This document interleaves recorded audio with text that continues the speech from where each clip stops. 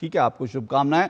लेकिन चारू प्रज्ञा जी, आप लोग खामखा मतलब ममता बनर्जी को कह रहे हैं कि भाई, अधीर रंजन चौधरी कह रहे हैं वो ड्रामा कर रहे हैं, आप कह रहे हैं कि भाई उनको हार की महक आ गई है।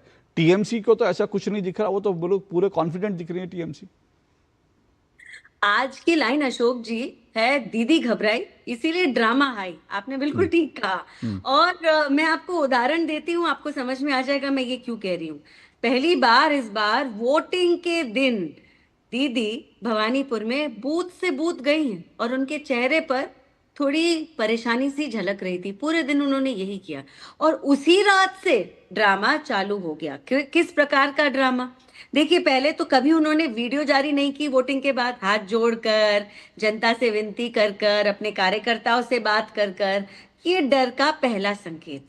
दूसरी चीज, अभिषेक बैनर्जी ने अभी से धमकी देनी चालू कर दी कि देखो, अगर हमको वोट नहीं दोगे तो देखते हैं कि दिल्ली से कौन तुम्हारा बाप आएगा 4 तारीख के बाद तुम्हें बचाने। ये उनके शब्द हैं, ये मेरे शब्द नहीं है। इस शब्द में बात करी। आज कल्याण बैनर्जी के आपको शब्द बताती हूँ। अमित शाह जी को धमकी देते हैं, कहते हैं आके बैठ गए 15 दिन यहाँ पर, इनकी वजह से हम चुनाव हार रहे हैं। एसेंशियली उन्होंने ये मान लिया कि ये चुनाव हार रहे हैं।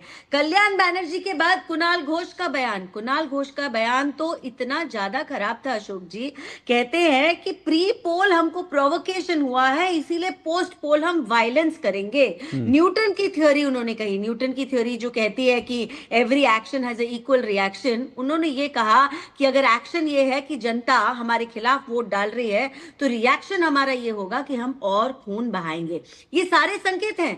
ममता दीदी का जो भय का एक उन्होंने बड़ा सा महल खड़ा कर रखा था, ये महल इस बार ढह गया है। जनता जिस प्रकार से वोट देने के लिए उमड़ी है, इस भय की राजनीति के खिलाफ आके खड़ी हो गई है।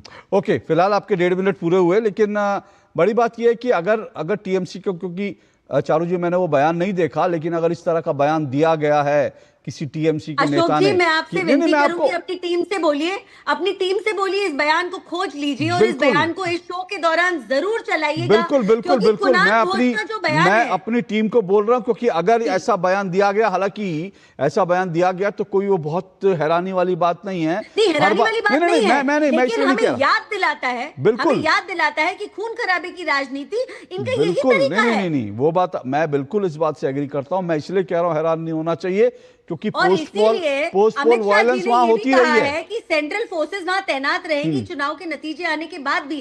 क्योंकि आपको याद है, पिछली बार चुनाव जीतने के बाद भी टीएमसी ने जिस प्रकार से खून बहाया था, न जाने कितनों को मारा पीटा गया था। 300 से ज्यादा भारतीय जनता पार्टी के कार्यकर्ताओं को जान से अपने हाथ धोने पड़ गए थे। कितनी महिलाओं को मोलेस्ट किया गया था, कितनों का रेप किया गया था, और ये तो चुनाव जीतने के बाद था। जो भी आप कह रही हैं वो बड़ा, हारेंगे तो क्या करेंगे? नहीं, जो भी आप कह रही हैं वो बड़ा इंपॉर्टेंट है। मैं इसलिए कह रहा हूं क्योंकि बंगाल में पहले भी पोस्ट पोल वायलेंस होती रही है।